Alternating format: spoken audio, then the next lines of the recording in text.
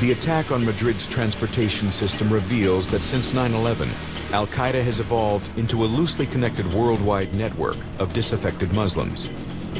This new Al-Qaeda has no physical base, but here in Pakistan, an important infrastructure still supports Osama bin Laden and other Al-Qaeda leaders. They managed to elude capture, despite the continued efforts of the U.S. military. Officials believe bin Laden, his chief deputy Ayman al-Zawahiri, and a small group of Al-Qaeda lieutenants are hiding in the frontier provinces along the border of Afghanistan and Pakistan. This is a lawless expanse of tribal land, ungoverned and largely untouched by the Afghan and Pakistani governments. Bin Laden and Zawahiri have set up new training camps here, amidst a network of thousands of trails and some of the highest mountains on Earth. The border crossing itself is rugged and chaotic. But this Pakistani military officer insists that Al-Qaeda figures cannot enter Pakistan without being detected. There's the entry place from where people come into Pakistan and cross over to Afghanistan. You see along the border, we have created all those fence and barbed wire to prevent any illegal crossing into the country.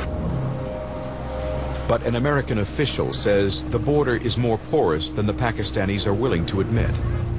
You'd have to have an outpost every few hundred meters to be able to observe the border. People being able to move back and forth and find safe havens on either side of the border is as easy as crossing the street in the United States. The U.S. military presence in Afghanistan has led to the conclusion that bin Laden and his leadership are hiding on the Pakistani side of the border. Extremist groups like the Jamiat Ulema Islam, JUI, are openly willing to harbor Al-Qaeda. It is an obligation of every Muslim in every country to protect their friend from the enemy. Home to a fiercely independent and heavily armed population, even the Pakistani military is wary of this violent tribal region. Sending an army up into these hills is not a simple mission. People who live in these regions have been running their own affairs since time immemorial. They are proud, martial, and well-resourced, in part because they have built up a rich history of smuggling and other criminal enterprises that have enriched them.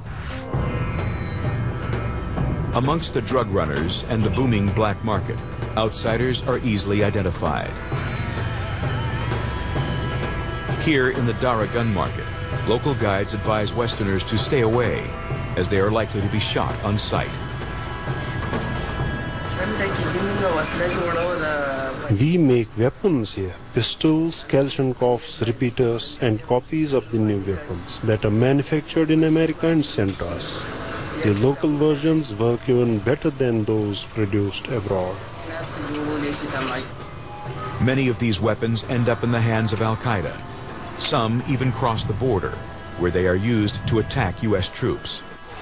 There's a portable rocket grenade launcher, has been captured in an encounter with the terrorists, and will be deposited again with the headquarters. The best weapon, you can buy it here, off in the border areas. So this is what the reality of the environment of Pakistan is. Kalashnikovs for men and the tribal areas are like purses for women in the United States. I mean, gotta have one. Officially, the U.S. military is not allowed to enter the tribal areas without Pakistani permission. So America must depend on Pakistan's troops to conduct most ground operations against Al-Qaeda. Osama bin Laden has been able to elude the military by avoiding any communication that can easily be traced electronically: cell phones, emails, and money transfers.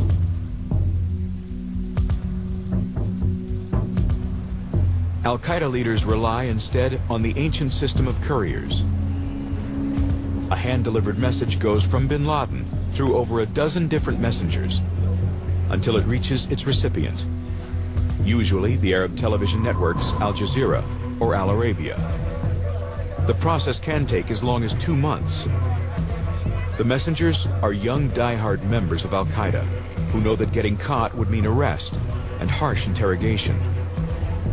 At least 2 Al-Qaeda couriers have been arrested since 9/11, both in Pakistan. But they have only revealed one small link in a very long chain. Bin Laden and Zawahiri released dozens of audio and videotapes through this intricate courier system.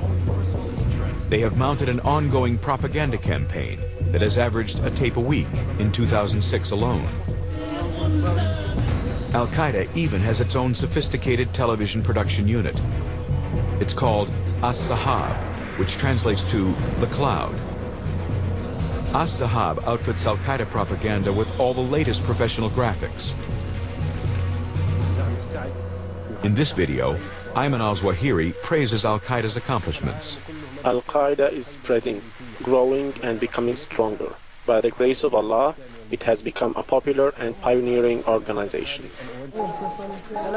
These messages keep Al-Qaeda in the public eye, positioning bin Laden as an enticing figure for many Muslim young men looking for religious inspiration and direction. Bin Laden patterns his speaking cadence after the rhythms of the written word in the Quran. He tries to emphasize the similarities between himself and the Prophet Muhammad. Bin Laden maintains the image of a charismatic holy man, finding refuge from his enemies in a cave. This is also borrowed from the story of the Prophet. But bin Laden's studied public persona is an act, say those who knew the Al-Qaeda leader in his younger days, as a volunteer fighter in the Afghan-Soviet jihad. Then, bin Laden was hardly a larger-than-life figure. The last time I saw him, he showed no signs or symptoms of being the man that he is today. Quite shy and reticent. No, Osama bin Laden, he was a normal man. Now, how come he is now very, very superpower? This is the Westerns making. To me, he was, and he was a very normal man. He's a very simple and generous person. Not everyone can do what he does. Have all the wealth in the world, but still live in those forests and caves. Caves may be the ideal backdrop for Al-Qaeda propaganda, but they are also proof to experts that military pressure is working, that Al-Qaeda's ability to fund, direct, and enable attacks against the West has diminished. Al-Qaeda, its backbone has been broken. Al-Qaeda has ceased to exist as a cohesive organization. Their vertical and lateral linkages, they have been broken.